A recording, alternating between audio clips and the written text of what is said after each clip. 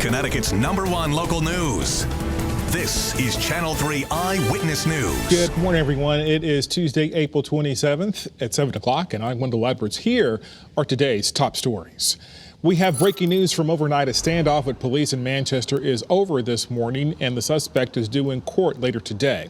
Here's what happened. Officers responded to the Courtyard Marriott on Slater Street last night. They received information that a 26-year-old man with an outstanding extraditable warrant from New Hampshire was staying there. The man was identified as Jordan Pappalardo. He said he had a gun and he asked the officers to leave. He had a 20-year-old staying with him, too, a female, during that standoff. It ended a few hours later and Pappalardo was arrested. No word on if he will be extradited, but again, he's set to appear in court later today. Also breaking overnight in Clinton, firefighters are investigating what caused a house fire on High Street. Take a look at the damage. We do know a family of 5 is now displaced as the house is uninhabitable. Everyone did make it out safely. Crews were called to the scene just around 1 this morning, and an investigation into how that fire started is ongoing. Today, we are expecting to learn more about the suspects charged with attacking several Meriden police officers. Officers say they approached a red Chevy Impala just before 5:30 last night on North 2nd Street. We're told the car is connected to a recent shooting. According to police, the driver then hit the gas, slammed into 3 police cars, and struck several officers. Police ended up arresting the driver and other people who were in the car just a short time later. All 5 officers went to the hospital, but they are expected to be okay this morning. This 29-year-old man is due in court this morning after a police shooting that happened yesterday on the Ansonia-Derby town line. Cornelius McCullough is facing gun charges. He's in jail right now on a $300,000 bond. Now, police say around 7 a.m., he and a teenager ran up to a police car that was stopped at a red light at the corner of Division and Atwater Streets asking for help. But when another car passed by, McCullough pulled out a gun and started shooting. The officer then fired his gun, hitting McCullough in the leg. He was treated and released from the hospital. Again, he's in jail right now. A Hartford police sergeant is on leave after this video shows him punching a woman who spit on him, who was under arrest. So Officer James Guzzi is facing assault charges stemming from last month's incident. See right here in this body camera, Felicia Jenkins, who's in custody, spits towards the officer. That's when he reacted violently. Police say Jenkins used racial and derogatory names as well. The police chief says that the officer should have never reacted that way, punching Jenkins in the face.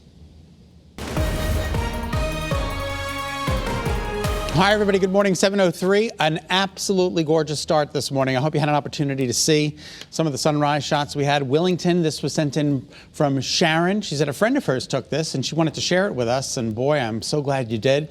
Absolutely gorgeous. And this was sent in from Dara in Ellington. Look at that skyline with the beautiful trees there in the foreground flowering.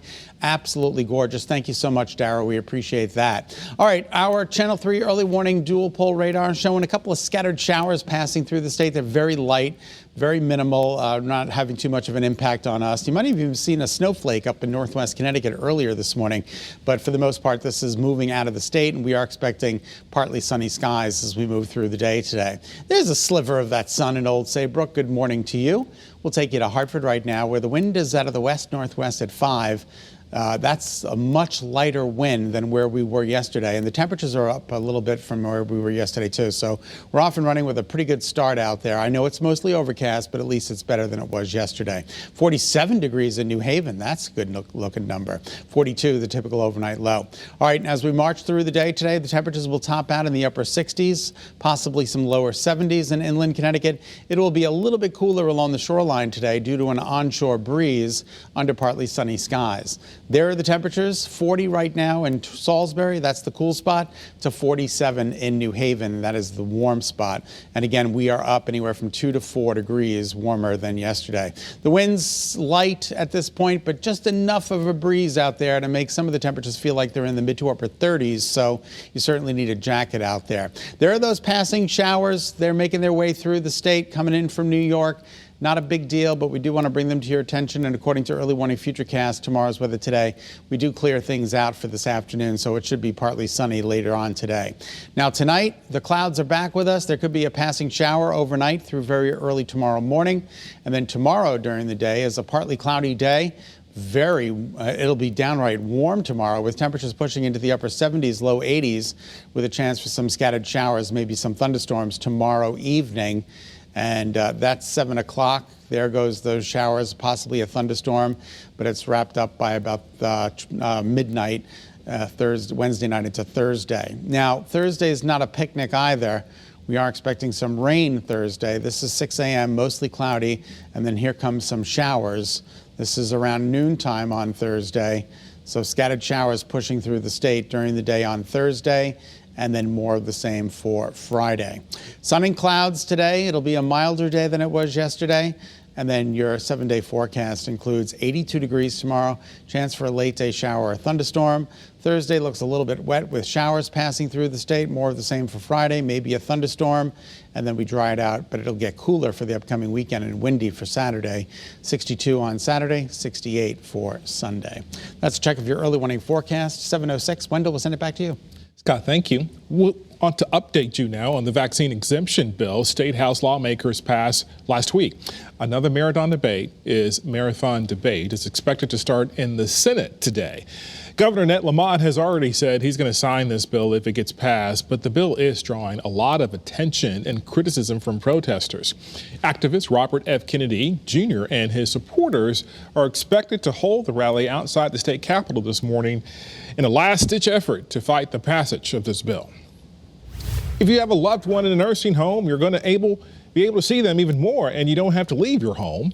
The State House of Representatives just passed a bill that would allow cameras to be installed inside nursing home residents' rooms. An overwhelming majority of lawmakers supported this bill. The issue took on new life when nursing homes visits there were banned across the state, as you know, because of the pandemic. The bill now awaits action in the state Senate. Let's bring you up to date on the coronavirus activity in our state. The positivity rate remains low in Connecticut at 2.82%.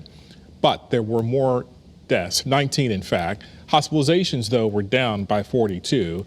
The governor says more than 50% of people eligible in Connecticut have been vaccinated. Old Saybrook is joining the efforts to help get teenagers across the state vaccinated. Today, a special vaccination clinic dedicated to those 16, 17, and 18 years old will be held at the Old Saybrook Middle School this afternoon. It'll run from 3:30 to 8:30 tonight. Keep in mind, the clinic is open to all teens in our state, not just those who live in Old Saybrook. But also remember, a parent or guardian must be present for those who are 16 or 17 years old. You can set an appointment at vaccinateteens.com. We thank you so much for tuning in to Eyewitness News. Remember, you can get news and weather updates anytime on the Channel 3 app. Have a great Tuesday.